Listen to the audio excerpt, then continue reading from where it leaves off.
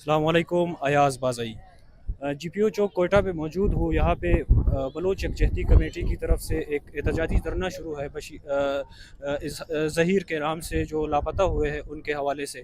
پچھلے دنوں جو ہے وہ حالات بھی کشیدہ ہوئے تھے، مختلف واقعات جو ہے وہ رونما ہوئے ہیں. میرے ساتھ یہاں پہ بیبو بلوچ موجود ہے، ان کے ساتھ بات کرتے ہیں. بیبو صاحبہ ہمیں تھوڑا سا یہ بتائیں کہ ان دنوں پچھلے دنوں ہوا کیا تھا، آپ کے اوپر بھی تشدد ہوا تھا؟ بالکل پچھلے دنوں یہ ہوا تھا کہ ظہیر احمد کی جو دھرنے کو ہم دیے بیٹھے ہوئے تھے 9 دن مکمل ہو رہے تھے، تو ہم نے اس سلسلے میں ایک پرامن احتجاجی ریلی کی اناؤنسمنٹ کی تھی. جب ہماری احتجاجی ریلی 11 بجے روانہ ہوئی تو کیو ڈی آفس کے سامنے پولیس نے ہمیں باری نفری کے ساتھ روکا گیا.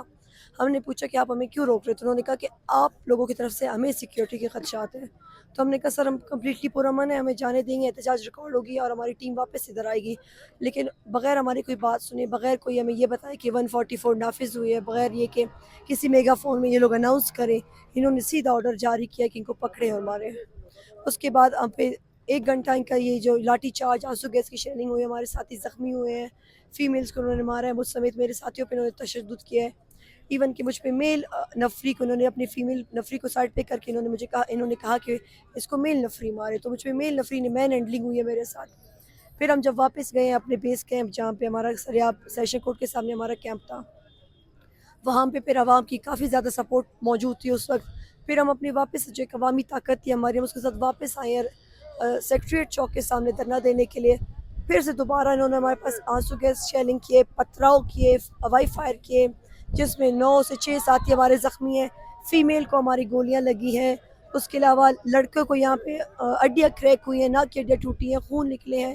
اور ہمارے جتنے بھی زخمی ساتھی تھے انہوں نے یہ بے ہوشی کی حالت میں ان کو گرفتار کیا ہوا ہے. اب تک 40 کے لوگ ہمارے گرفتار ہیں، اور ہمیں ان کے نہ ہمارے پاس کوئی ان کی لسٹ جو ہمیں پرووائڈ کرے تاکہ ہم ہمارے پاس جو لسٹ ہے اس سے میچ کرے.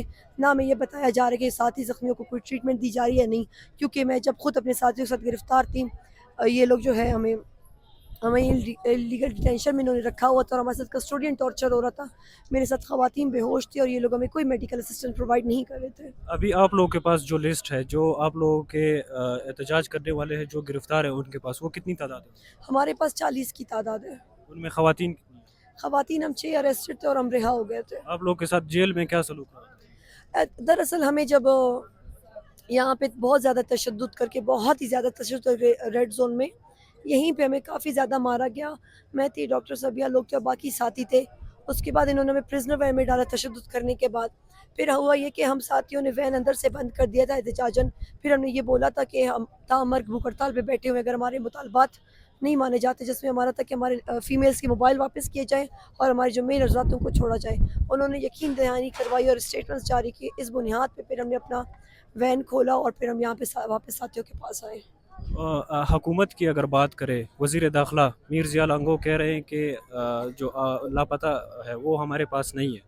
ان کے حوالے سے لاپتہ نہیں ہے تو پھر ہمارے پاس بھی پروف ہے کہ آپ کے پاس ہے. اگر آپ کے پاس ایک بندہ لاپتہ نہیں ہے تو پھر آپ سی ٹی ڈی کے خلاف ایک ایف آئی آر کر لینا. کیا جاتا ہے کہ ایک ایف آئی آر کاٹنے میں؟ ریاستی ادارہ ہے، عوام کا ادارہ ہے. ایف آئی آر کاٹیں، کیس چلے گا، آپ کو بھی پتہ چل جائے گا، ہمیں بھی پتہ چل جائے گا کہ ہے کہ نہیں ہے. جھوٹ پہ جھوٹ بولنے کی کیا ضرورت ہے؟ جب آپ بات چھپا رہے ہوتے ہیں تبھی آپ جھوٹ بول رہے ہوتے ہو نا. اس کے علاوہ تو جھوٹ کی ضرورت نہیں پڑتی ہے. جب آپ سچ اور حق پہ ہو تو پھر آپ جھوٹ نہیں بولتے. اب آگے کا لاہ عمل کیا ہے آپ لوگوں کا؟ آپ لوگ کی مذاکرات بھی چل رہے ہیں؟ بالکل ہمارے مذاکرات چل رہے ہیں. ڈاکٹر مارنگ اور دیگر ساتھی اندر بیٹھے ہوئے اس وقت وائکنگ کے ساتھ ساتھ، اور ہماری یہی کوشش ہے کہ ہمارے ساتھیوں کو رہا کیا جائے اور ظہیر احمد کو بازیاب کیا جائے. تو آگے کا عمل ہم مذاکراتی ٹیم کے واپس آنے کے بعد طے کریں گے. آپ کی آواز بھی جو ہے وہ بہت بیٹھ گئی ہے، میرے خیال سے بہت نعرے لگائے آپ نے. یہ نعروں کی نہیں ہے، یہ ساتھیوں کو بچانے کے لیے چیخنے کے لیے آواز گئی اس دفعہ.